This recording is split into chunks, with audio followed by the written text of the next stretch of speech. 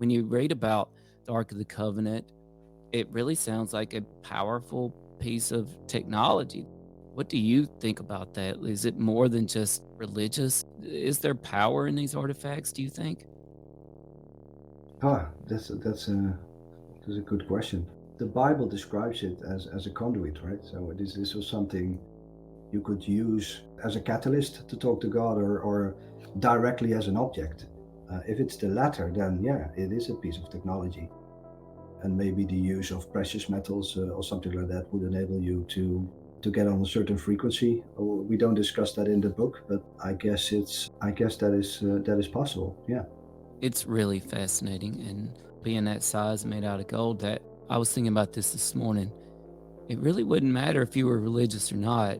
If you were interested in treasure, Right, you'd that's be. what Corjan was saying. That's a lot of gold. Yeah, that's a lot of gold. Well, this is about, if anything, this is about what people believe and what people believed, right? So what is certain is that people believed that they could talk to the Lord using these objects, which would make them incredibly powerful. In fact, so powerful that the Bible relates how the high priest would have to wear a special vest with a number of special jewels to protect him from this awesome power.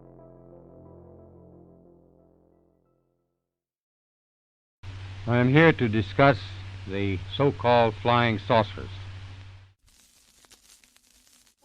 We know now that in the early years of the 20th century, this world was being watched closely by intelligences greater than man's. Did the CIA write Wind of Change by the Scorpions? As humans busied themselves about the various concerns, they were scrutinized and studied. Dr. Loeb, what percentage chance do you give it that you have indeed uncovered extraterrestrial or non-human technology? With infinite complacence, people went about their affairs, yet across an immense ethereal gulf, intellects vast and unsympathetic threw their plans against us. All of a sudden, a stick out of nowhere landed right in front of us, and there was no tree, nothing overhead. Something threw it at us. Yeah. All things unexplained. So some of that, I think, sir, we'll save for closed session. All Things Unexplained is free to watch on YouTube and listen to wherever you get your podcasts. If you would like to support our show, you can visit our YouTube store. Additionally, you can find us on Venmo under All Things Unexplained. Be sure to check out our website, allthingsunexplained.com. All proceeds from the sales of Dr. Mounce's books on Amazon and Audible also go straight to our show.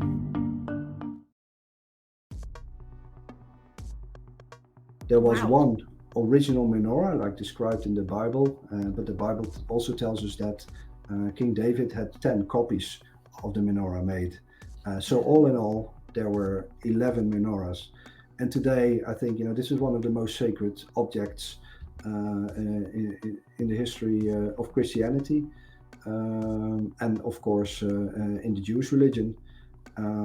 It's still on a symbol for the state of Israel, and if the Bible is correct, this could be the antenna that enables you to talk to God. Well, if you all need to take that literally, that's for everyone here to decide for himself. Okay. But it's certainly an interesting object. So, and it was a big thing. This was as tall as my daughter, 1.60 meters. Wow. I think that's something like 4.5 feet, 5 feet tall, and a meter wide. So this was a big object made out of solid gold. So if not for its, religious attraction, it was also very valuable. A lot of gold. Yeah. Okay. A lot of gold. Yeah. So that gives most people great are interested in a lot of gold. Yeah. Great significance to why somebody might search for this item. So thank you for shedding light on that. I'm not sure why that's not an item I had heard much about in terms of people looking for. So thank you. That definitely helps me understand why somebody might be searching many years for this particular menorah. Tim, I know you had some questions related to Oak Island, so if we can transition that way a little bit before we get into listener questions. Well, I just have to say, wow, Corjan, and we're so glad to have Corjan Mol here with us today. author of the Jerusalem Files. And we have a link for the Jerusalem Files in the chat and in the show description. So pick up your copy today. And Corian, I've never really heard this notion of the menorah being described as an antenna for the Ark of the Covenant. I think that's really fascinating. And I tell you what, we're all in on it being a direct antenna to God, because you know what? It really, when you read about the Ark of the Covenant, it really sounds like a powerful piece of technology. What do you think about that? Is it more than just religious? Is there power in these artifacts, do you think? That's a good question. The Bible describes it as a conduit, right? So this was something you could use as a catalyst to talk to God, or directly as an object. If it's the latter, then yeah, it is a piece of technology. And maybe the use of precious metals or something like that would enable you to get on a certain frequency. We don't discuss that in the book, but I guess that is possible. Yeah. It's really fascinating. And being that size made out of gold, that I was thinking about this morning. It really wouldn't matter if you were religious or not. If you were interested in treasure, Right, you'd that's be. what Corian was saying. That's a lot of gold. Yeah, that's a lot of go. Well, this is about, if anything, this is about what people believe and what people believed, right? Yes. So what is certain is that people believed that they could talk to the Lord using these objects, which would make them incredibly powerful. In fact, so powerful that the Bible relates how the high priest would have to wear a special vest with a number of special jewels to protect him from this awesome power. So only the high priest was allowed, near the Ark of the Covenant, and was allowed to touch it, which is interesting because during our research we found out that, in France, the French kingship was modeled on the kingship of Solomon of the Bible. And this happens during the anointing of the king. So most French kings were anointed in the Cathedral of Reims, quite close to Paris. Fantastic cathedral, fantastic place. And we found out that sometime in the 15th century, the anointing ritual was changed by the Royal House of France. They slipped in a little phrase which changed the anointment ritual into something that would actually make them Aaron. So the French king on anointment would become Aaron. In other words, he would become the high priest because Aaron, the high priest at the time of Moses, was the only one allowed to touch the ark with a special vest. So we picked that up as a line of research, maybe for a later stage, or we thought it was highly telling that the French king is almost literally turned into the high priest during his anointment, and remains the high priest for the rest of his life until the successor takes over the same role. It's madness. Yeah, because there might not just be true technological power. There might, I think a lot of people throughout history have realized there's power in the symbology too, right? Like just Oh yeah. possession of these artifacts, or playing on the belief that you have these artifacts or something like that. It holds a powerful influence over the masses.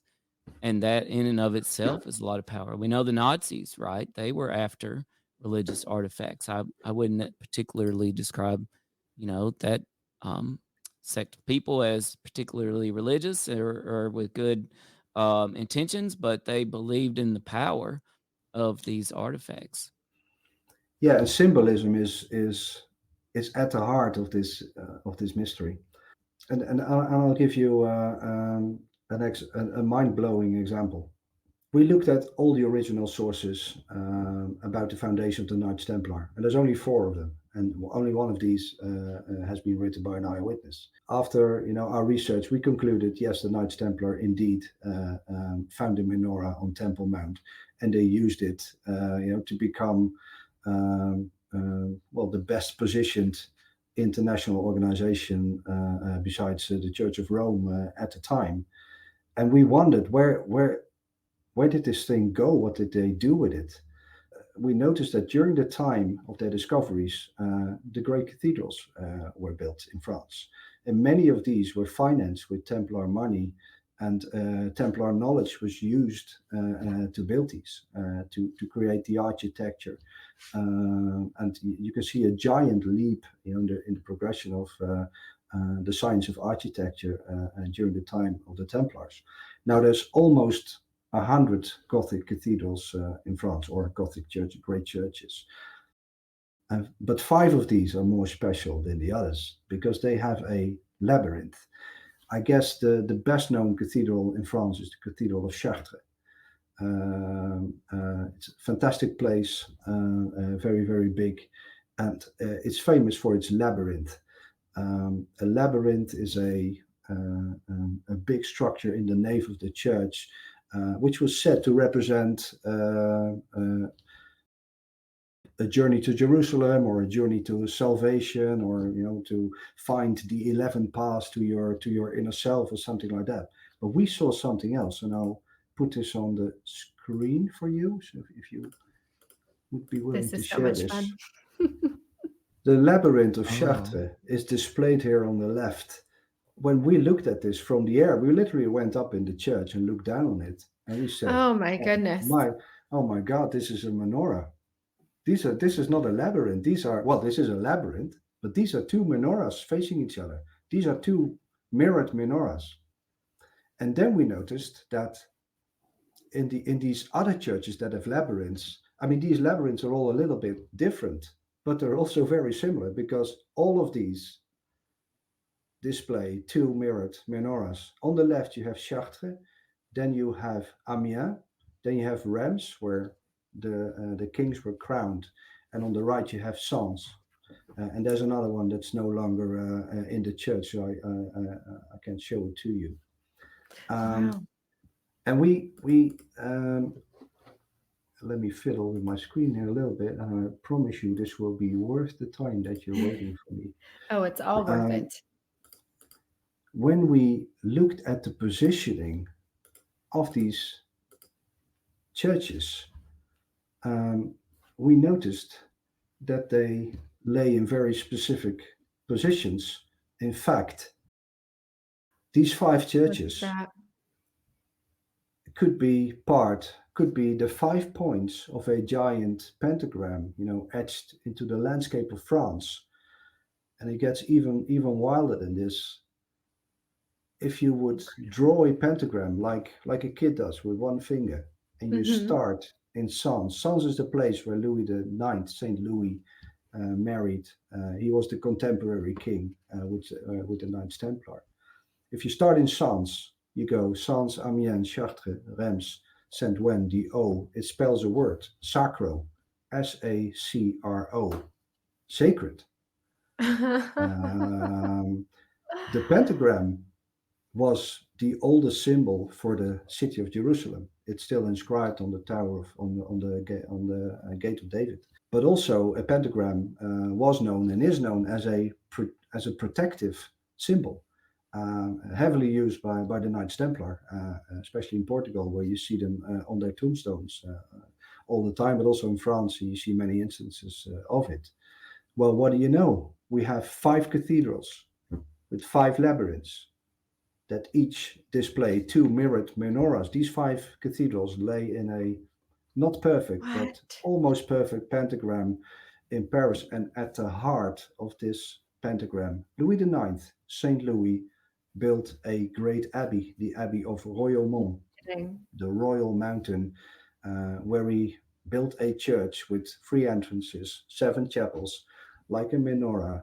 And we are quite certain that during the life of Louis IX, he brought the menorah to France with the help of the Knights Templar and hid it somewhere inside this huge protective shape. How do we know? Louis IX left the Holy Land on April 25, 1254. Louis IX had been on a crusade. He led the 7th Crusade, which was a disaster. I mean, it failed from the start. He was taken captive.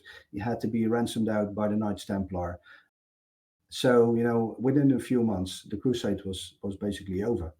Still, Louis IX lingered in the Holy Land for another 4 years in Acre, where the Knights Templar had their headquarters. He was very close with them. On April 25, 1254, he went back to France on a ship which was from the Knights Templar and captained by the Knights Templar. April 25 was the day of Easter in the year 1254. It was also Louis IX's 40th birthday. The next year, April 25, I invite you to come to Versailles, the palace of the Sun King Louis XIV, where they're now showing the Olympic Games. We will sit down on the Belvedere. So we'll sit down, in the gardens, and we'll watch the sun go down. On April 25, the sun sets on the central candle of the menorah of Versailles. So throughout the year, the sun lights each of these 7 lamps because of the procession of the sun.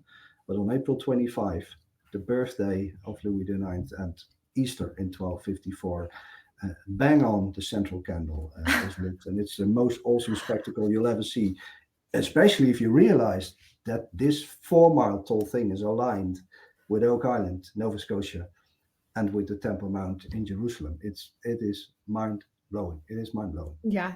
This is incredible, Corjan. You are an encyclopedia of information on this. I see many, many more books in your future, truly. But this needs to be its own documentary special where we can, line all these up and see how this is really, really fascinating. And a field trip. Count me in. April 25th, count me in. Some people. Yeah, we should really do this, Tim. We should do this.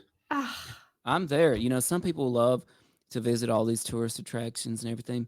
This is my road trip. This is what I like to do on vacation. This is my vacation. Okay. Like the things you just put up. It's why one year I took the train from Edinburgh, Scotland, and did I go to London? No, I went to Roslyn, England. Oh, really? Okay. And Roslyn Chapel, right? And I toured Roslyn Chapel because, this is the kind of stuff that I find endlessly fascinating. And Corjan, one thing it brings to mind, and I've wondered this for some time. I would love to know your take on this. When you show things like these labyrinths and like the layout of Versailles, who is responsible for this? Is it an individual like the king? Is it a group like the Knights Templar? Is it a combo? Is the king just some sort of pawn of the Templar? Is it some sort of vast conspiracy bigger than all of that? Obviously, this all happens for some reason. Who is spearheading all of this? I believe in simple answers and things that you can actually imagine really happened. And we can read the chronicles from the time and draw the conclusions. Our research shows that the Knights Templar were in possession of the menorah. A few years before he left Acre, Saint Louis IX, the King of France, who was still lingering in the Holy Land in Acre with the Templars, had a big falling out with the Templars. And I won't go into the details, but in the end, the Templars offered Louis IX all the possessions of the temple. This is written down by John of Joinville, who was the personal secretary of Louis IX, who wrote several works about him after the king's death. And it's independently attested by another chronicler from the same time who writes the same thing. It's written down again by 2 different sources that Louis IX returned to France with relics on his boat. One of them, we believe, was the menorah. We know that the Knights Templar had a hand in the building of this cathedral, and we also know for sure that Louis IX, King of France, Saint Louis, had a special connection to each one of these 5 churches. He was married in Sens, he was coronated in Reims, he canonized or he consecrated the Cathedral of Chartres, etc., etc. So he had a special bond with each of these places. So we believe, the design of the labyrinths is Templar, and somewhere along the way, this became the secret of the Royal House of France. Wow, incredible. Corey, and I want to be respectful of your time because I know you are a busy man and we have a few listener questions and hot takes. Do we have 10 more minutes? Can we get 10 more minutes from you? Will Oh that yeah, be okay? yeah, Okay, wonderful. I've got another half hour if I need to. Yeah. Okay, lovely. Well, That's yeah, great. because we would love to have you back because holy cow, this I know. There's Yeah, I hope too I'm not much. confusing anyone here.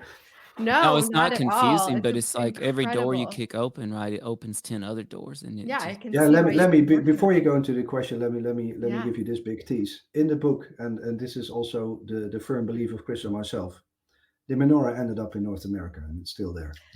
Okay, can we connect those dots? So this is connected to Oak Island, correct? Or believed to be? It was. Okay. We believe it's no longer on Oak Island and somewhere else. Yeah. Oh, so okay. people That is need a big to tease. hit that link in the chat and in the show I'm description and gonna- pick up the Jerusalem files. Yes. Okay, so tell us a little bit about its connection to Oak Island because I know that that's been mentioned in terms of what things might be, what you might be looking for there. And additionally, what has been found on Oak Island that keeps everybody going, that keeps us thinking there's more here to be discovered. We found enough significant items to continue looking here. I mean, the history in itself is worth all the exploration. So I always say, I mean, there's Oak Island the show and Oak Island the research are two different things. The research is pretty much 24/7, Right. always running. The production of the show has its own rhythm, its own momentum. They happen, at the same time, but it's not always the same thing. Our research indicates that something monumental happened on Oak Island. The research on Oak Island indicates that something monumental happened on Oak Island. I mean, we have, if you look purely at the datings of the structures that we found, like the stone road in the swamp, a well, we're coming up with dates in the 1200s, Oh, wow. which is crazy. I mean, there's no other place on the Atlantic coast of Canada where there's a stone structure like the stone road on Oak Island. That's not something I'm making up, but that's what the archaeologists tell us. They are convinced that this is not something that was built by the First Nations, but which must have come from Europe. Now, at the time, in Europe, there weren't 40 groups who had the means, the technology, and the knowledge to cross the ocean and to come to North America. So it's for me, it's abundantly clear that somewhere along the lines of Norsemen, Vikings, Templars, maybe all of these groups, maybe an ensemble of these groups was on Oak Island and did works there. And for any works to take place, there needs to be a business case, the risk reward. So someone took the effort to create something that we can still see today. So it was sturdy enough to lie there for 800 years. Must have meant something. In combination with some of the artifacts, makes for an incredibly intriguing story. And then I still think that Nolan's Cross is the most important and the most telling thing that has been found, because I think by now, I'm convinced this is a man-made construction. I think the hard data, the scientific evidence points towards that more and more. I mean, and that the thing with Nolan's Cross is it's not a road. This is a religious symbol, which might tell you something about the who and the why, other than purely the what happened there. So it implies that whoever did work on Oak Island in the Middle Ages had a spiritual motive, which is a powerful notion. And for me, sort of put the whole, when I learned of Nolan's Cross, that put the whole thing upside down for me. And now, since the alignment of Nolan's Cross to Versailles, and I can actually, if you want, I can show you how precise it is. Sure. My mind keeps going to another History Channel show. Could it have been aliens? ancient alien theorists. Yes. Well, Say absolutely. It was aliens. Oh, only teasing, but I had to throw that I'll in give there. you the political answer. I haven't investigated. So let me share my screen with you Sure. again, and I apologize if I eat up too much of your time. Oh, no. We are so grateful for you. This has been fascinating. Okay, so here you have my screen. Okay, let's take a look. So here you see the big pentagram. Let me switch that off Yes. for now. This is the Palace of Versailles, right? The menorah. Okay. Oh, yes. And Wow, this this is line really starts wild. here. This is the royal palace. This is in Okay. 3D, but you'll have to believe me. This is the place where you We have trust the you. altar. This is the altar of the royal palace Okay. of Versailles, where the Olympic Games are held now. If I then zoom out a little bit and I fly, leaving on the jet plane, etc., and I fly to Oak Island, Wow. and have a look at the precision of this line. This is Nolan's Cross, so in Incredible. white. That is the sort of precision this has. Now, here I go again. This is a fact. Everyone Right. who is watching the podcast can go to Google Earth in a minute and replicate this. Google Earth is a very reliable model of of the sphere of the Earth, and people smarter than me have convinced and assured me that this is reliable technology. I mean, if it's a line here, it's a line, then it's a line in real life. You can see for yourself that this is there. And again, it gets interesting when you realize that perhaps this was done intentionally. And if you then add up Louis XIV, the Sun King, who made his chapel dedicated to Louis IX, the Saint Louis, who came from the Holy Land in 1254 with the treasure of the temple, who built this giant menorah, who hit something, who knew about this pentagram. Then, if you add everything up, and you see this royal arch in the sky, it becomes quite a breathtaking story, Yes. which we have documented in detail in Jerusalem Files. Incredible. It is truly so exciting. It really is a fun modern day mystery that you guys are working on. I love it. I can't wait to read it. So great. I'll get you a signed copy. Yes, please. Will you please? Yeah, I of would course. love Yeah. that. Okay. Yeah, Where and can if I you order? want to do a sweepstakes or Yes. something like that, I'm happy to send you one or two This is a signed copies fantastic idea. that you can give to your Yes, listeners please. if you want. Thank Yeah. you. Let's talk a little bit about the future of research. Where do you go from here? What's the next thing that you look towards? There is going to be a second book. Chris and I will start writing in a couple of months, so we're compiling material, and there's a few angles, and there's a few mysteries still to be solved. So one of the things that we're looking at the moment is this. Let me share my screen again. Oh. This was painted on the inside the dome of the chapel of the castle of the successor to the throne of France during the life of Louis XIV. And this is a very, very odd image. I don't know if you can see this, but this here is an angel who has the menorah under a veil, and he looks like he's returning to Earth. Right here. Yeah, here at the bottom right. Okay. I don't know if you can see my mouse move here. Probably can't. No. Okay, to the right of the menorah, and this will take a pair of glasses or binoculars, but you see this vase here? Next to the vase, this is a shovel lying on the railing. Okay. And then at the top, you see two angels carrying the Ark of the Covenant. Oh, man. But they are only carrying the lid. And the question we are asking ourselves for the next book is, where is the box?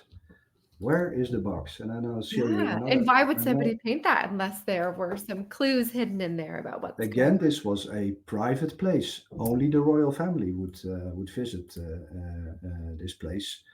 And maybe there's a clue in this image here. This is a portrait, if you want to share this. This is a Yeah. portrait, the most famous portrait of Louis XIV, the Sun King of France in all his glory. He's there in a ballet pose, Mm-hmm. exposed in all his might. Now, if you look carefully, you see that he's not wearing his crown. His crown is sitting on this pillow, on this box. And also, his scepter is pointing not upwards, but downwards to this box. If you start looking at portraits of the Royal House of France, you see that the returning artifact is this box, a box under a veil. Now, if you stand in this royal chapel of the Chateau of Versailles, the house of Louis XIV, the only thing that breaks the symmetry, the building that is aligned with Nolan's Cross on Oak Island. If you stand in this chapel and you look up, on your left you'll have a depiction of the Ark of the Covenant, on the right you'll have a depiction of the menorah with straight arms. If you look up, you will see Louis IX, King Louis IX, Saint Louis, the Holy King, predecessor of Louis XIV, patron saint of the House of Bourbon, of the Royal House of France. He's there sitting on his knees, praying before a box under a veil, exactly like this one. So enough stuff there to write a book about. Oh my gosh, no kidding. And I know now that I have a whole lot of traveling I need to go do. I need to go check all of this out in person. Good. It's awesome. Yes. All right, Tim, let's dive into some hot takes for Corjan here. We do hot takes on every show. Just want to get Sure. like a quick thought from you about some of these topics. Yeah, we'll just set a few of these up because we do have some listener questions. I think we need to ask about this one because one thing that you've made clear with Oak Island is it seems to be one of these special places in the world for whatever reason. So I'm curious to get your hot take on another special place and maybe some colleagues of yours, Skinwalker Ranch. I've seen one or two episodes. That's all I can tell you. Pass. No opinion. Pass on that one. No, I love it, but I couldn't say anything Sure. scientific about it. No, that's okay. I do think they watched The Curse of Oak Island though, so there is that. I hope they do. They Oh, do. yeah. We've talked about it on And our podcast with them. yeah, and we've had some really interesting comments from listeners who a lot of people watch both shows, right? So Right. a lot of people tune into both and they kind of draw parallels between the production and that sort of thing. So that's quite interesting to us. And one thing we did not quite bring up in this notion of Oak Island and all this is the role that some people think some famous pirates have played, like Captain Kidd and Blackbeard. Do you have any thoughts on that, Corjan? It's possible. I mean, the earliest lore of the area is very much pirate related, and it's easy to imagine it was something that pirates did. I mean, they bury treasure. Only a pirate would never bury a treasure in a way that you wouldn't be able to retrieve it without doing sort of a 12-year Herculean effort like we're doing on Oak Island now. So I think that sort of makes it unlikely, but there's still the chance, and I love it. I read nothing but pirate books when I was a kid, so I would love it for it to be Captain Kidd who buried the treasure on Oak Island, but I don't think it was him. And of course, synchronicity plays a role because CJ and I just happen to be in a state that is full of pirate lore ourselves, North Carolina and Blackbeard. And our own Oak Island. Yeah, and you have your own Oak Island. Oak Island. That's not something that many people can say, right? How cool is that? It's incredibly synchronistic, and we've talked a lot about France tonight, and a lot of people believe that there's some other French treasure on Oak Island, like some treasure from Marie Antoinette, I assume pre-decapitation. The jewels of Marie Antoinette. Yeah, who knows? I've come to believe that whatever was buried on Oak Island had spiritual value more than anything else. this must have been worth dying for. To traverse the ocean for it at that time, was a very risky undertaking, and must have meant something to people. And purely monetary value, just doesn't cut it for me. It feels feels out of tune with the sort of situation and the stuff that we found. For the rest, it's an incredibly interesting story. One of the places that I researched for the Jerusalem files is the Church of Saint Roch in Paris, that had a secret tunnel to the royal palace that was used by Marie Antoinette and Louis XVI. So they would secretly attend mass in that church, and the silver crucifix of Marie Antoinette is still up on the wall there in the sacristy, and she didn't have a chance to pick it up before she got decapitated. So we came across a few bits of incredible history there.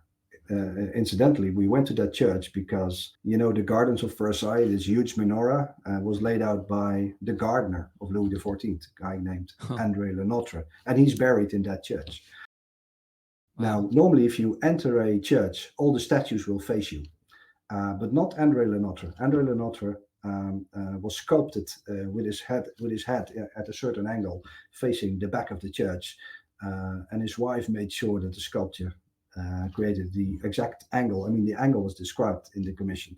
So he's on the wall there, looking at the back of the church. If you follow the line of sight, you see two menorahs and the Ark of the Covenant at the back of the church. So André Le Notre, the man who spent his entire life creating lines of sight, who aligned Versailles, who made this giant menorah, who did nothing but turn forests into lakes and lakes into forests.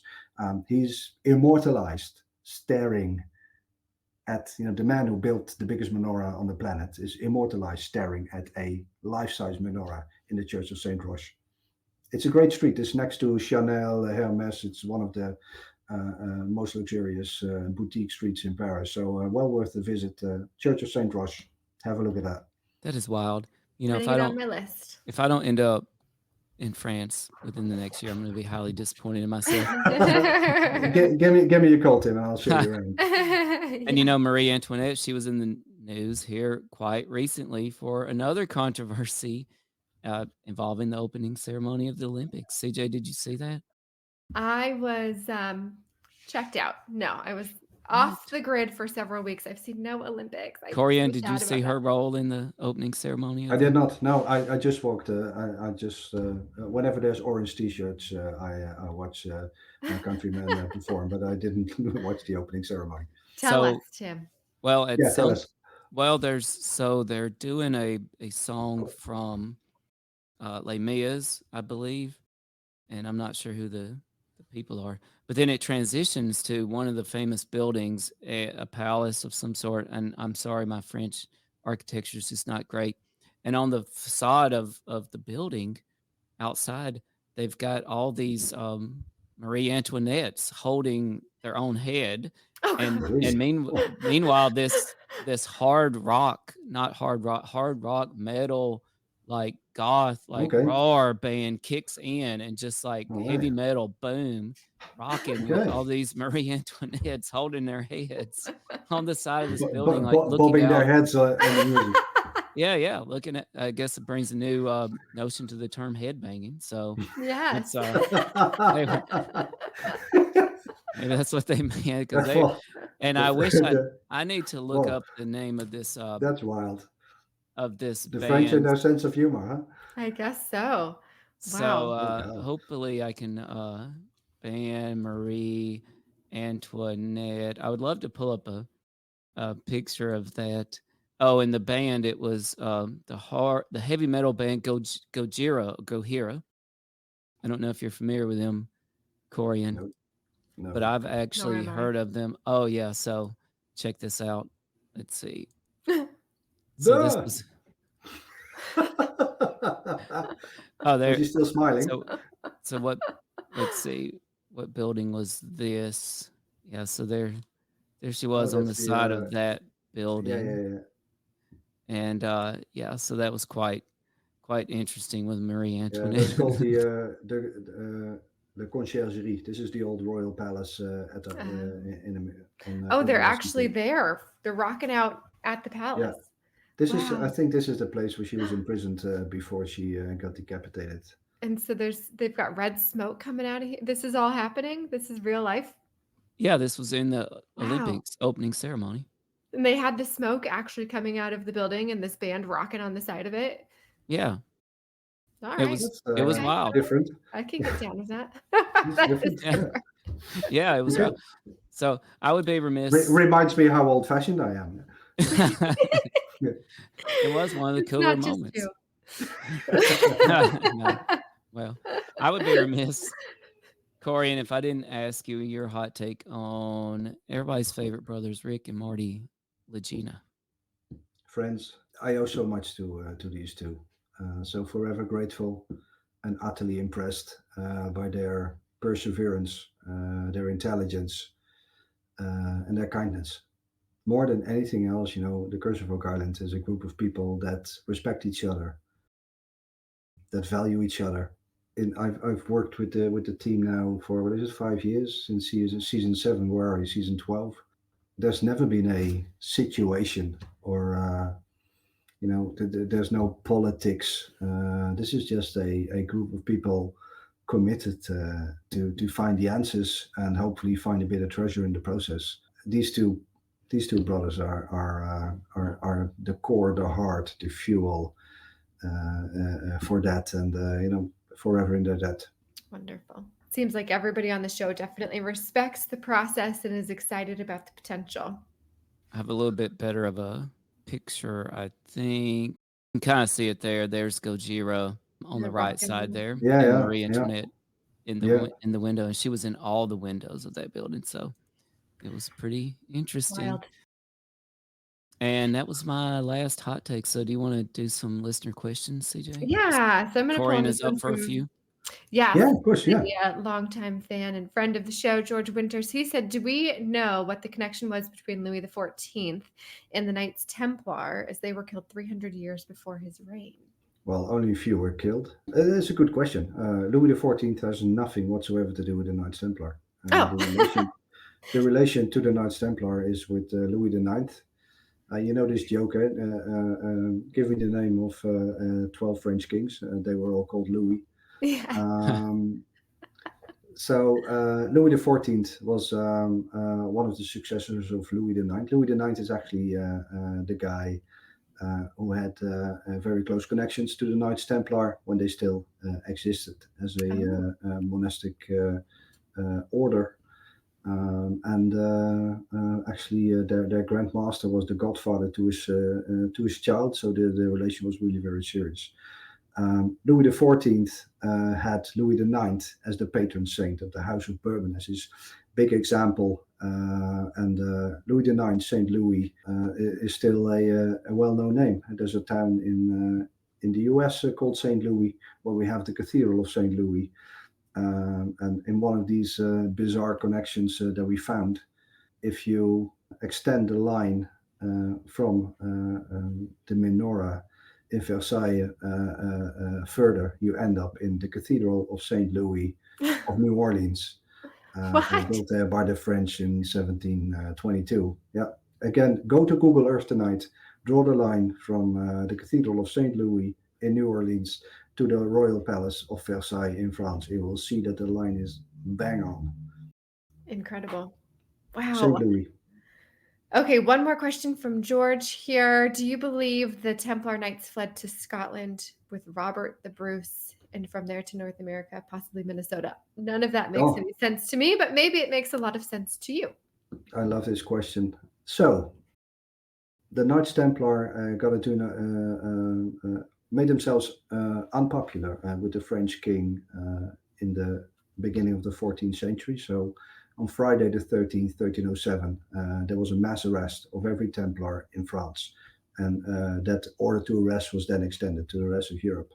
There are almost 900 testimonies of interrogated Templars. This was all meticulously recorded by the Inquisition. We've read all of them. And a few of them, there's actually one or two that mention that Gérard de Villiers, who was the master of the temple in France at the time, fled on the eve before the arrests.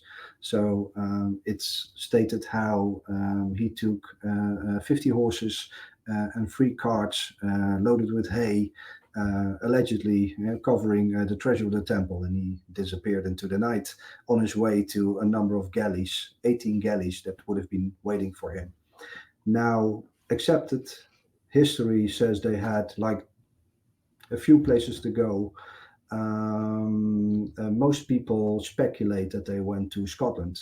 I am not so sure. Robert de Bruce, who was the king in Scotland at the time, had just been excommunicated by the Pope, and he was also at war with the English king. While Scotland and France had sort of a NATO-like bond together, which was called the Old Alliance. So if one of the two was attacked, the other one would come to help them. And since Robert de Bruce was already, at war with both the Vatican and the English king, I'm not sure that he would have risked his relation with the King of France for a number of political refugees, which is basically what they were at the time. Chris and I think that the chances are much higher that they went to Portugal. Because in Portugal, the Knights Templar weren't arrested, they weren't persecuted. King Dinis, the first of Portugal, simply denied the order of the Pope. And he did something very clever. He just rebranded the Knights Templar. So the Knights Templar possessed almost a third of the country of Portugal at the time. They had very, very close ties to the Portuguese royal family.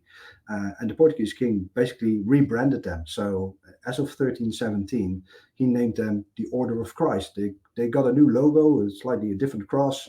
And then he put all the assets of the temple inside the Order of Christ. So we had the same people, the same buildings, the same assets under a new name.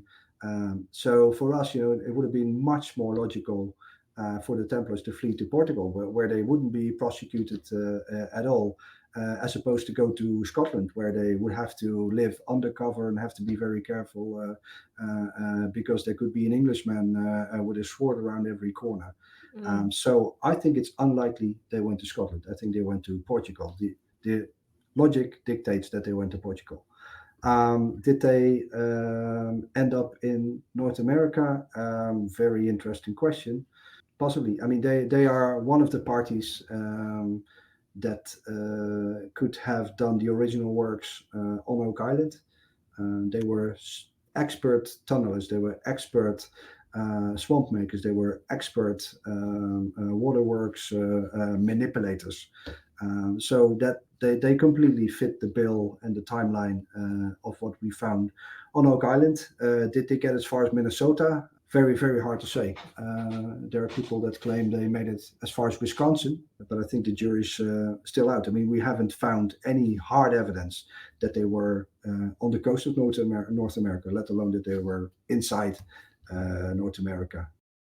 Incredibly interesting question that I will be researching until, either I die or I have an answer.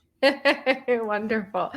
Thank you, George, for that question. And we had lots of people submit earlier questions, but I think we touched many of those topics. So again, to respect your time and all that you've got going on today, we will table those for now. For those that want to follow you on this incredible journey, that want to learn more about your research and what you're doing, where's the best place for them to look for you?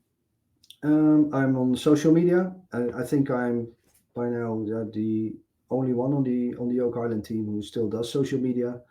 And it can be a bit of a challenge, but I'm still there, and I love it. I love to interact with people and discuss all these things online. I'm on Instagram. I'm on Facebook. If you look for Corjan Mol, you'll find 2 verified profiles. So Meta has kindly helped me by being verified, so it's me. And if all else fails, you go to www.thejerusalemfiles.com, where you can find a way to mail me and follow my adventures. Wonderful. Everybody go pick up a copy of the Jerusalem Files. I know I'm going to be so excited to get my signed copy, and we'll maybe do some raffles as well with that. Tim, before we sign out, any last questions, comments, thoughts for Corjan? Well, we've been so pleased to have Corjan Mol here with us. And you can hit the link in the show description or the show chat. And looks like we do have a new comment up. Oh, yeah. Corjan, listener George Winter says, thanks. You are our official favorite guest so far. For Much obliged. Thank you. our friend Bama George. Knights Templar are just endlessly fascinating to me. And I think a lot of people don't realize they even invented our system of banking, the modern system of banking, essentially. Yeah. And somebody did mention to me, like, wow, do you think if the Templar were still around today that they would hide their treasures with cryptocurrency? And I thought that was a really fascinating question. Who knows? I mean, they were very innovative. I mean, the Templars are known as warriors, right? I mean, if they would die defending their faith, they would go straight to heaven. So they were fierce and they were feared for that. But where they were, I guess, even more successful is in administration, asset management. So they had enormous amounts, lands, fisheries, farms that they exploited to generate the money to project or to protect the Holy Land. And that's where they really, really stood out. Indeed, an early version of the credit card was one of their inventions. Who knows what they could have done today? Oh man, wouldn't that be exciting?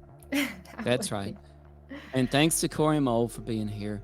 Pick up a copy of the Jerusalem Files. Check him out on The Curse of Oak Island on the History Channel. If you like this video, if you're watching on YouTube, make sure to hit the like button. It really helps the podcast out. Make sure to comment with your theories, your thoughts on the Knights Templar, the Menorah, and Oak Island.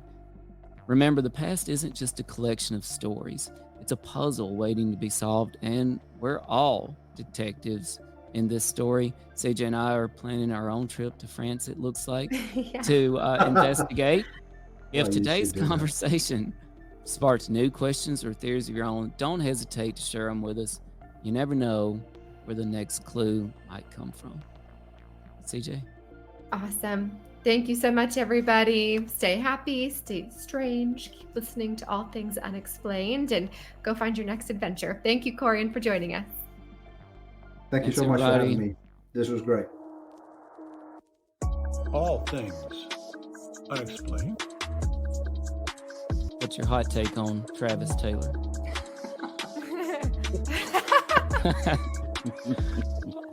I've got an exclusive for you guys if you want it about the Alaska. We do. Okay. Dr. Taylor was revealed to be the chief scientist of the UAP task force with the Pentagon.